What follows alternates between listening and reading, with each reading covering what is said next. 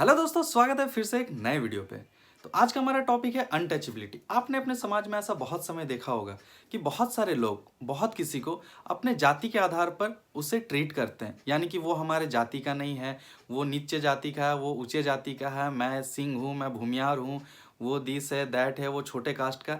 ऐसा आपने बहुत समय देखा होगा। लेकिन क्या आपको पता है कि इसका हमारे इंडियन कॉन्स्टिट्यूशन में कौन सा आर्टिकल के तहत हमें ये राइट्स मिलता है कि अगर कोई भी हमारे जाति के आधार पर हमारे साथ ट्रीट करता है, हमें किसी चीज़ में अपना कंट्रीब्यूशन नहीं देने देता है। यानी कि मैं जाता हूँ होटल और मुझे होटल नहीं जाने दिया जाता सिर्फ इस कारण से कि मैं एक छोटे जाति का हूँ, तो इस समय आप क्या करें।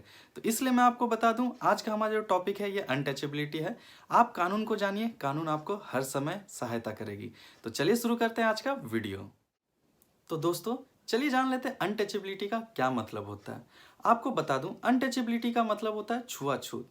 इसके अगेंस्ट में हमारे डॉक्टर भीमराव अंबेडकर प्लस हमारे गांधी जी, इन्होंने बहुत सारा आंदोलन लड़ा अनटचेबिलिटी को हटाने के लिए। लेकिन ये बहुत ही अफसोस की बात है कि ये अभी तक पूरे तरह से समाप्त नहीं हुआ है।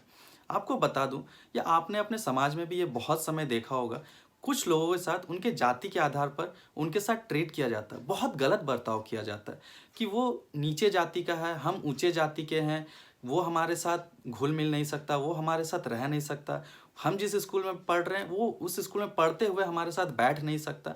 बहुत तरह का भेदभाव किया जाता है। कभी ना कभी आपके साथ भी हुआ होगा या आपने कभी ना कभी देखा होगा। तो दोस्तों आपको बता दूं, अगर ऐसा आपके साथ हो रहा है तो हमारा इंडियन कॉन्स्टिट्यूशन, हमारा संविधान, ये हमें राइट्स देता है कि इस तरह का अगर हमारे साथ किसी तरह का भेदभाव होता है तो आप सीधा जाके एक मुकदमा कर सकते हैं अपने नियरेस्ट पुलिस स्टेशन पे। इससे उस व्यक्ति को जो आपके साथ इस तरह का बर्ताव कर रहा है उसके साथ कम से कम 6 महीने से लेकर के 2 साल तक उसे जेल तक हो सकता है। साथ ही साथ अगर वो कोई भी व्यक्ति या स्त्री है, अगर ये केस अगर उसके ऊपर साबित हो जाता है तो आपको बता दूं वो कभी भी एमएलए या एमपी नहीं बन सकता। ऐसा बर्ताव होता हुआ आप अगर कहीं भी देखते हैं या आप किसी के साथ करते हैं तो सबसे पहले ये करना छोड़ दीजिए। और अगर ऐसा बर्ताव कहीं पे भी आप होता हुआ देख रहे हैं तो सीधा उस व्यक्ति से लड़ जाइए अपने राइट्स के लिए, क्योंकि आपको अगर आपका राइट्स नहीं पता होगा तो लोग आपको बुड़बक बनाते फिरेंगे। तो मैं आप बोल दूं कि आप सांस नहीं ले सकते, आप समाज में रह रहे हैं लेकिन आप मंदिर में जाके पूजा नहीं कर सकते, सिर्फ इसलिए क्योंकि आप एक किसी अलग कैटेगरी के लोग हैं, कुछ अलग छोटे जाति के लोग हैं। तो सोच लीजिए आपके साथ ये सही हो रहा है या गलत हो रहा है।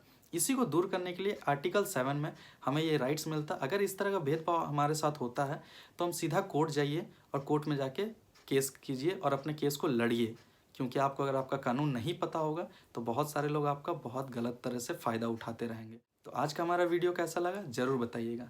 मिलते फिर से एक नए वीडियो में, तब तक के लिए जय हिंद, वंदे मातरम।